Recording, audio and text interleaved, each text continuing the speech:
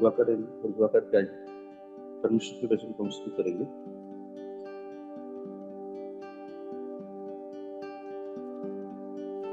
हमारे आप राजाओं के राजा प्रभु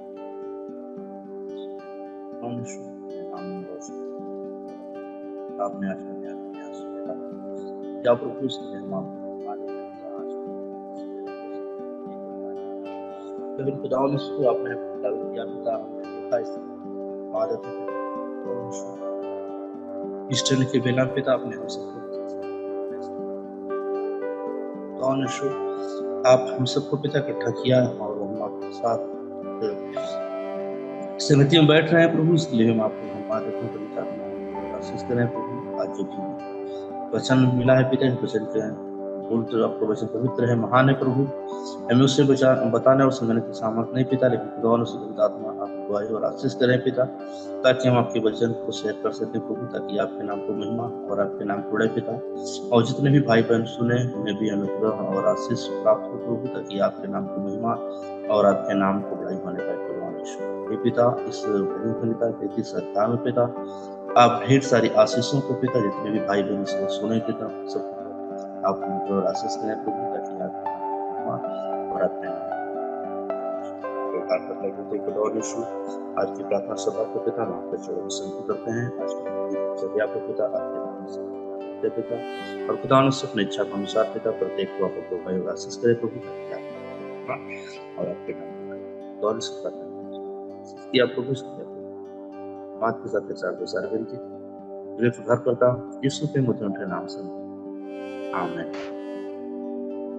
ठीक है, तभी हम लोग आ जाएंगे भजन संहिता 33 अध्याय को हम लोग आज मनन करेंगे कि भजन संहिता 33 अध्याय में परमेश्वर हमसे क्या बात करें। तो हम देखते हैं कि पहले भजन संहिता 33 अध्याय में क्या चीजें हमें बताया गया है। भजन संहिता 33 का अर्थ जो है कि एक प्रशंसा का एक गीत है, यानी कि भजन संहिता 33 ये क्या है, एक प्रशंसा का गीत। तो यानी कि जब हम भजन संहिता 33 में देखते हैं कि इसमें हमें किसी प्रशंसा में करनी है, तो हम लोग देखते हैं कि 1 पद से लेके 3 पद तक, यानी 1 पद से लेके और 3 पद तक हम देखते हैं कि कैसे हम उसकी जैसे इसमें लिखा गया कि हे धर्मियों यहोवा के कारण जय जयकार करो और जय जयकार करो, क्योंकि धर्मी लोगों को स्तुति करनी सोती है। लेकिन जो धर्मी लोग हैं उन्हें स्तुति करना क्या आता सोती है, क्योंकि आती है। पीड़ा बजाकर यहोवा का धन्यवाद करो, 10 तार वाली सारंगी बजाकर यहोवा का भजन गाओ और उसके लिए नया गीत गाओ, जय जयकार के साथ भली भांति बजाते रहो। तो यहाँ पर हम देखते हैं कि यहोवा की धार्मिकता और दयालुता के कारण, यानी कि हम लोग देखते हैं कि यहोवा की धार्मिकता और उसकी दयालुता के कारण क्या है कि हमें गीत संगीत और चिल्लाहट के साथ मंदिर में यानी परमेश्वर के भगवान में हमें क्या करना है, उपस्थित होना है, पूजा करने का आह्वान। यानी कि यहाँ पर भजन का कहता है कि 1 पद से लेकर 3 पद तक कि हम क्या कि हम जो जितने भी यहोवा के धार्मिक हैं और यहोवा की दयालुता कारण है वो क्या करें, तो चिल्लाहट के साथ और क्या करें, गीत और संगीत के साथ क्या करें, तो मंदिर में पूजा करने के लिए यहाँ पर बताया गया। और हम इसमें देखते हैं कि इसमें क्या कि सभी मानव जाति को सभी चीजों के निर्माता और सभी राष्ट्रों के निपटानकर्ता यहोवा से डरने के लिए बुलाया गया है। यानी कि हम लोग देखते हैं कि सभी मानव जाति जो है, पूरे मानव जाति के बारे में बात कर रही है कि समस्त मानव जाति जो है कि जो इस राष्ट्र के निर्माता यानी कि सृष्टि के जो निर्माता वो कौन है, ईश्वर है। हमें क्या करना है कि उससे हमें डरना है और उससे डरने के लिए हमें क्या करने बुलाया गया है। और हम लोग इसको देख सकते हैं कि भजन हम 10 से लेके 10 तक हम देख सकते हैं कि वो पूरे क्या है, वो राष्ट्र का क्या है, पूरे बुलाने वाला है। तो हम लोग देखते हैं कि जैसे कि आकाश मंडल यहोवा के वचन से, यानी कि सारी सृष्टि कहाँ बना है, आकाश कैसे बना है, यहोवा के वचन से बना है। हम सभी लोग जानते हैं उत्पत्ति किताब में परमेश्वर कैसे आकाश को बनाया। तो हम लोग देख सकते हैं कि कैसे परमेश्वर ने क्या कर दिया कि आकाश को यहाँ पर तो कैसे वहां पर बना लेता है। और सारे गण उसके मुंह की श्वास से भरे हैं। यानी कि जितने भी मानव जाति, जितने भी इंसान हैं, वो सब क्या थे? परमेश्वर की सांस से। अगर हम बात करते हैं कि परमेश्वर से वो सांस को लेता है, यानी एक जिंदा और एक मुर्दा में जो फर्क होता है वो सिर्फ ओनली सांस का होता है। जब तक वो सांस को लेता रहता है तब तक लोग उससे क्या बोलते हैं? मेरा भाई है, मेरा पिता, मेरा भाई बहन, यानी कि सारे रिश्ते नाते क्या है? उससे जुड़े रहते हैं। जिस दिन उसकी सांस छूट जाती है लोग उससे बोलते हैं चलिए बुलाइए उसे क्रियाक्रम में करने, यानी कि जैसे इसकी जो सांस्कृतिक रीति रिवाज है उसके अनुसार लोग कर देते हैं। और कोई भी 2-4 दिन उस शरीर को रखते नहीं है। क्यों? कि जब तक उसमें सांस, अगर हम देखते हैं कि जब हम सांस को जब लेते हैं तो ई से सांस अंदर जाती है, सू से बाहर आती है। कि इसी परमेश्वर ने क्या है? हमारे नथनों में जीवन का सांस फूका है। वो भाषा किसी प्रकार की हो, शैली किसी प्रकार की हो, वो जिस प्रकार करते हो, लेकिन वो सांस एक समान लेते हैं। जब वो सांस लेते हैं तो जब हमारी सांसें जब खींचते हैं तो क्या करते हैं? ई से अंदर जाती है, सू से बाहर आती है। ईसु ईसु, जब तक हम ईसु ईसु बोलते हैं तब तक लोग हमें सारे रिश्ते नाते हैं। और जिस दिन हम इसको छोड़ते हैं लोग हमें क्या बोलते हैं? मुर्दा बोल देते हैं, लाश बोल देते हैं, सब बोल देते हैं। तो यानी कि बहुत से जैसे रीति रिवाज उसके अनुसार क्या करते हैं लोग बोलते हैं। तो यानी कि परमेश्वर ने क्या कर दिया? आखिर में सांस देकर हमें क्या कर दिया है? बनाया है। तो इसीलिए क्या करता है कि सारे मानव जाति है किससे डरे? हो परमेश्वर से डरे। यानी कि हम देख सकते हैं वह समुद्र को जल जल ढेर की नाई इकट्ठा करता है। यानी कि समुद्र क्या करता है?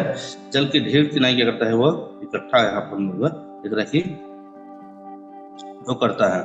तो और यह गहरी सागर को अपने भंडार में रखता है। यानी कि गहरा सागर, यानी कि कौन रखता है?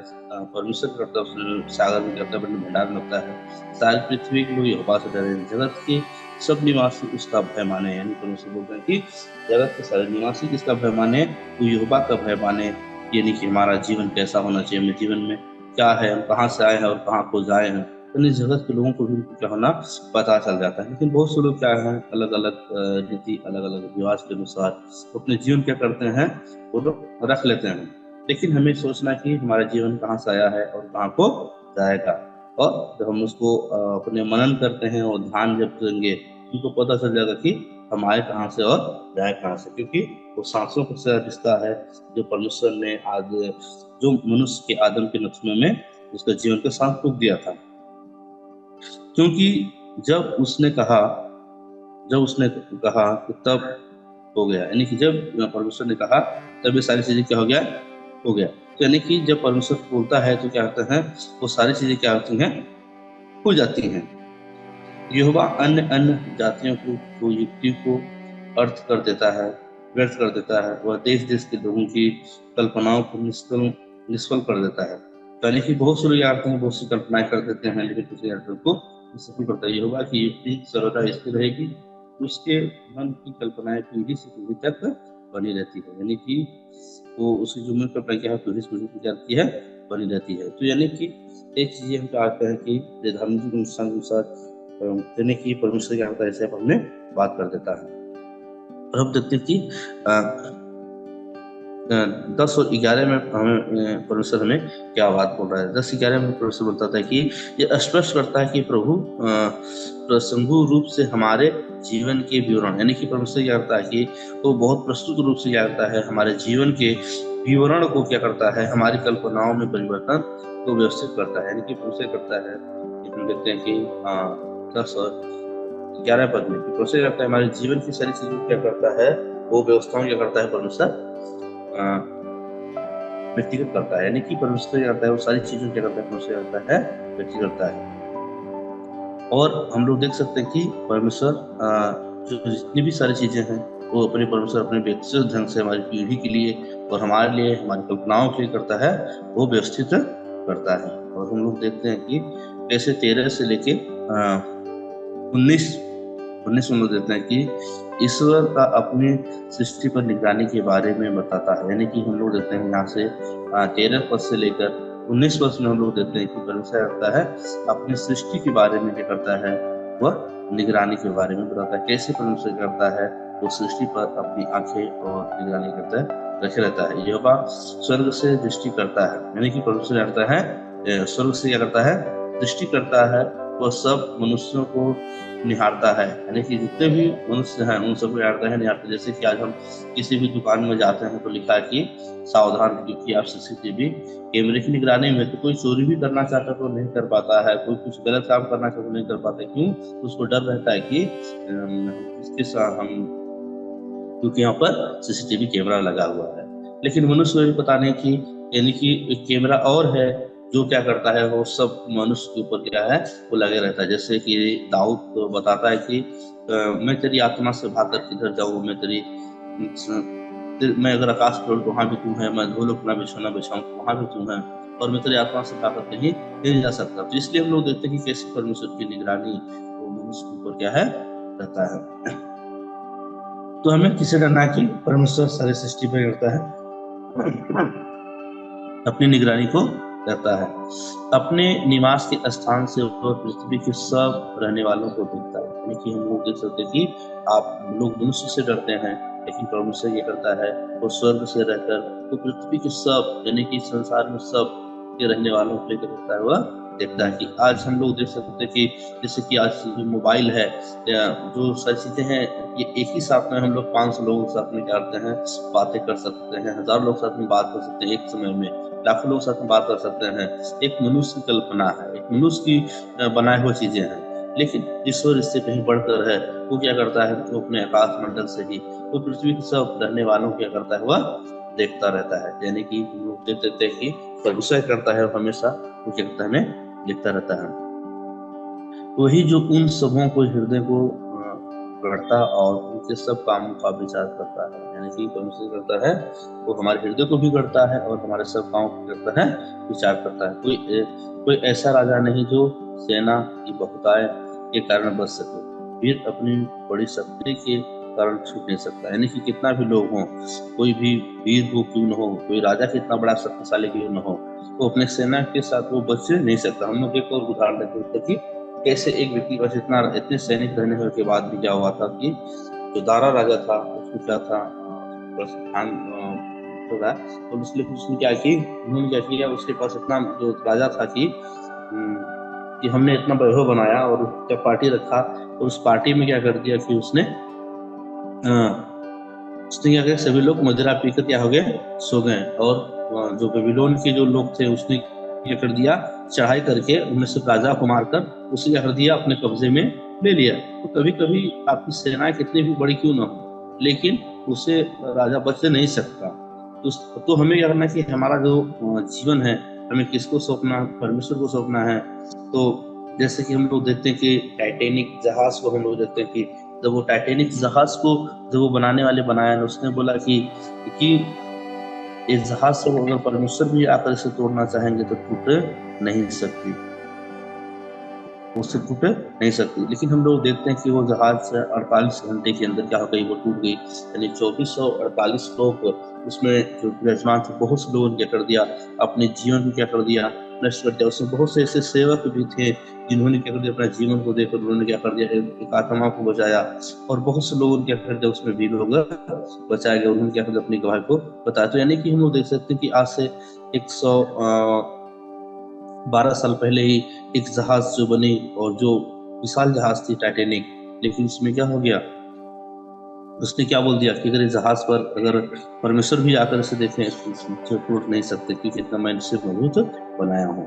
तो यहाँ पर हम लोग देखते हैं कि कोई अपनी सामर्थ्य से बड़ा नहीं हो सकता। तो क्योंकि हम लोग देखते हैं कि जैसे नूह के समय में नूह ने लकड़ी का जहाज बनाया था, तो कितने समय तक वो पानी को झेलती रही, कितने वजन भी लेके वो रही, लेकिन उसे कुछ हानि नहीं हुआ। जब परमेश्वर आपके साथ में है, जब परमेश्वर आपके नजदीक है, जब आप परमेश्वर की निगरानी में चल रहे हैं, कितनी भी आंधी, कितनी भी तूफान आपको कुछ बिगाड़ नहीं सकते। लेकिन अगर आप परमेश्वर की निगरानी में नहीं हैं, आप अपने इच्छा के अनुसार अगर अपने चलना चाहते हैं, तो आपका कितना भी लोहा, कितना भी स्टील क्यों न हो, वो सिर्फ खरपतवार के समान है। अगर परमेश्वर आपके साथ में है तो आपका खरपतवार भी वो लोहे से मजबूत है। अगर परमेश्वर आपके साथ में नहीं है तो आपका लोहा भी कितना है, वो खरपतवार के समान है। तो निगरानी के बारे में बता, ईश्वर ने सब कुछ बनाने के बाद हमें केवल अपने लिए नहीं छोड़ा। यानी कि परमेश्वर क्या करते हैं, सब कुछ बनाने के बाद क्या है, वो सिर्फ हमें अपने लिए, क्योंकि परमेश्वर ने क्या कर दिया, तो हमें क्या कर दिया, स्वतंत्र कर दिया कि परमेश्वर हम क्या है, स्वतंत्र हैं। यानी हम जो भी कुछ है हम क्या उसे हम कर सकते हैं। कोई ऐसा राजा नहीं जो अपनी सेना के मुताबिक कर सकते हैं, लेकिन जब बच निकलने के लिए घोड़ा व्यर्थ है, वह अपने बड़े बल के कारण किस नहीं बचा सकता। देखिए यहोवा की दृष्टि उसके डरियों पर और उन पर जो उसकी वाणी की आशा रखते हैं बनी रहती है, कि वह अपने प्राण को मृत्यु से बचाएं और अकाल के समय उनकी जीवित रहे। यानी कि हम लोग देखते हैं कि यानी ये सारी चीजें क्या है, परमेश्वर की साथ रहने पर ही जब तक हम देख पाते हैं। जब परमेश्वर के साथ में है तब परमेश्वर क्या है हमें देखता नहीं कि हमारा जो जीवन किसके साथ में होना चाहिए, वो हमेशा परमेश्वर की निगरानी में हो कि परमेश्वर क्या करे, हमें वो चलाए। तो अगर हम तो परमेश्वर के साथ में है, परमेश्वर के में है, तो हम लोग देखते कैसे कि परमेश्वर यहाँ हमको चला रहा है। और हम आगे को हम लोग देखते हैं कि हम यहोवा का आसरा देखते आए हैं, वह हमारा सहायक और हमारी ढाल भरा है। यानी कि जितने भी लोग परमेश्वर के सामने गए हैं, वो क्या करता है, उन्होंने उनको ढाल के समान क्या करता है, उन्हें रखे रहता है। कि परमेश्वर में क्या रखेगा, अपने ढाल के समान क्या करता है, उन्हें वो रखे रहता है। हम परमेश्वर के ज्यादा से ज्यादा हमें इसको समझना है, परमेश्वर को भी समझना है। परमेश्वर क्या करता है, हमें अपने ढाल के समान क्या करता है, वो हमें रखे रहता है। हम यहोवा को आसरा देखते आए हैं, वह हमारा सहायक और हमारी ढाल ठहरा। यानी कि हमें किसको सहारा देने की, हमें यानी कि जब उन्होंने से पूछा क्या, तो उन्होंने क्या कर दिया, अपने सारे जीवन के परमेश्वर को सहारा दे दिया। और उसने सिर्फ कुछ वो पूछा नहीं कि परमेश्वर को क्यों बनाना है, क्या करना है, लेकिन उसने क्या कर दिया कि करके का शिष्य की तरह मान क्या हो गया, वह अपना करता चला गया। और परमेश्वर ने कर दिया, बहुत से लोग उनको मजाक उड़ाया, बहुत से लोग फटफट मिल गए, लेकिन उन्हें ढाल में ठहरा रहा। और क्या हो गया, 100 साल बाद जब जहाज की होती है, उसमें उसका पूरा परिवार, उसका पूरा घर में करता है, बस जाता है। ऐसे हमारा हृदय उसके कारण आनंदित होगा, क्योंकि हमने उसके पवित्र नाम का भरोसा रखा है। यानी कि बहुत क्या है, उसके नाम पर भरोसा रखना, यानी कि हमें परमेश्वर के नाम पर क्या रखना है, भरोसा रखना है। आज बहुत से लोग रखते हैं भरोसा कि मेरा पास वो है, मेरे पास वो, लेकिन जैसे हम लोग देखते हैं कि बहुत से लोग अपने बल और ताकत पर भरोसा रखते थे, लेकिन एक ही था जो छोटा लड़का था, जो दाऊद, जिसने भरोसा किस पर रखा, परमेश्वर पर रखा। उसने क्या कर दिया, उसकी ढाल और तलवार उठाने के लायक नहीं था। वो जो मुकुट टोक था उसे पहन नहीं पाता था, उसके तीन ओजन होता था। लोगों ने अपने बल और ताकत पर भरोसा रखा, लेकिन जो दाऊद ने था, और दाऊद ने गोलियात से लड़ने के लिए क्या कर दिया, तो सिर्फ परमेश्वर के नाम पर भरोसा रखा कि मैं तो आया हूँ, सिर्फ परमेश्वर के नाम पर भरोसा रखा। तो उसने क्या कर दिया, एक छोटा सा बालक एक बहुत बड़े विशाल, यानी जो 10 फीट का गोलियत, यानी 10 फीट मात्र 3 इंची कम, उस ऐसे गोलियत अगर जूता पहने वाले 10 व्यक्ति से एक 4-5 फीट का लड़का जाकर उससे क्या करता है, मार के उसे ढेर कर देता है। लेकिन क्यों, उसका भरोसा किस पर रहता है, परमेश्वर पर रहता है। यानी कि हमारा भरोसा किस पर है, परमेश्वर पर रहता है। और हम लोग चार्ल्स फुलर को हम लोग देखते हैं कि उनका भरोसा कैसे, परमेश्वर को अनाथ आश्रम चला रहे थे, उनके पास क्या था, खाने के लिए कुछ नहीं था, लेकिन अपने बच्चों को बैठा कर वो प्रार्थना कर रहे थे, प्रेयर कर रहे थे, क्योंकि उनका भरोसा क्या था, परमेश्वर पर था। और जैसे ही प्रार्थना खत्म हुआ, आमीन बोले, इधर आवाज बाहर से आवाज आई, उसने बोला कि आज मेरा मन करता है कि मैं बच्चों को कुछ खाना दूं। मैं 2 बजे रात से उठकर मैं इनके लिए खाना बना रहा था। यानी कि हमारा भरोसा किस पर होना चाहिए, परमेश्वर के नाम पर भरोसा होना चाहिए। तो परमेश्वर जरूर से जरूर तो हमारे कामों क्या करता है, पूरा करता है। तो हे यहोवा, 22 को तुम देख लीजिए, हे यहोवा, जैसी मुझ पर हमारी आशा है, वैसे ही मेरी करुणा भी हम पर है, तेरी करुणा भी हम पर बन रहेगी। यानी कि जैसे हमारी आशा परमेश्वर आप पर है, वैसे आपकी करुणा क्या है, हम पर सर्वदा बनी रहती है। कि आज जितने भी लोग वो परमेश्वर पर आशा रखते हैं, परमेश्वर पर विश्वास रखते हैं, परमेश्वर को भरोसा रखते हैं, तो वैसे ही परमेश्वर की करुणा क्या करती है, उन पर हमेशा बनी रहती है। तो आज हम विश्वास करते हैं कि आज जितने भी आज इस जूम के माध्यम से जितने भी भाई बहन जुड़े हुए हैं, परमेश्वर पर आस्था रख रहे हैं, परमेश्वर पर विश्वास रख रहे हैं, परमेश्वर भरोसा रख रहे हैं, तो सच में परमेश्वर की करुणा इन सभी के ऊपर क्या रहे, बनी रहे। परमेश्वर इन वचनों से आशीष कराए, दुआ करेंगे। हमारे उद्धारकर्ता जीते पिता हम आपको धन्यवाद देते हैं पिता, हे राजाओं के राजा, प्रभु के प्रभु पिता, हम आपको कोटि कोटि धन्यवाद देते हैं पिता। सबसे पिता, आप इस भजन में आपकी उपस्थिति में जितने भी लोग आए पिता, वो आनंद के साथ, खुशी के साथ, जय जयकार के साथ, पीड़ा के साथ और गाते हुए पिता आपकी उपस्थिति में आए पिता। और कैसे पिता आप इस संसार में वो निगरानी को रख रहे प्रभु। सबसे पिता हम सब पिता आपकी निगरानी में है पिता। ऐसा कोई कार्य, ऐसा कोई काम है पिता जो आपसे छुपा नहीं पिता। हे पिता, हमें अपने नामी और समर्थी हाथ के द्वारा पवित्रता का जीवन दीजिए पिता। जितने भी भाई बहन लोग सुने पिता, उन सबको पवित्रता का जीवन दीजिए पिता, ताकि पवित्र जीवन जीकर पिता हम आपकी उपस्थिति में हाजिर हो सके पिता। और यीशु हे पिता, सच में पिता आप हर एक पर आप निगरानी रख रहे हैं, सृष्टि की निगरानी रख रहे हैं पिता। और जितने लोग पिता आप पर आशा रखते हैं, विश्वास करते हैं पिता, और आपकी करुणा पिता उन सभी के ऊपर बनी रहे पिता। जितने लोग पिता इस जूम के माध्यम में जुड़ रहे हैं पिता, और जितने लोग नहीं जुड़ पा रहे पिता, उनको भी हृदय और मन दे पिता। जितने भी चर्च के विश्वासी लोग हैं, उस सब भी पिता इस उपस्थिति में जुड़ने पाए, इस जूम में जुड़ने पाए पिता, और जुड़कर आशीष हो प्राप्त करने पाए। और जितने भी लोग, नए लोग इस वचन को सुने, उनके जीवन में अनुग्रह और आशीष होने पाए, ताकि आपके नाम को महिमा और आपके नाम को बड़ाई होने पाए पिता। और उन पर आपकी आशा बने, और आपके करुणा पिता उन पर सदा सर्वदा बनी रहे पिता, ताकि आपके नाम को महिमा और आपके नाम को पिता। और हम आशा करते हैं पिता, आज की प्रार्थना सभा को पिता पिता, और हर एक की प्रार्थना भी सुना, आशीष किया प्रभु इसके लिए आपके पिता। जो भी वचन को सुने, उनको जीवन में अनुग्रह और आशीष हो पिता, इसके लिए हम आपको धन्यवाद देते हैं। धन्यवाद के साथ सार्वजनिक जब उद्धार करता यीशु के मधुर मीठे नाम से मांगते, आमीन। प्रभु यीशु मसीह आपके साथ बने रहेंगे। फिर हम लोग कल मिलेंगे। सभी को जय मसीह।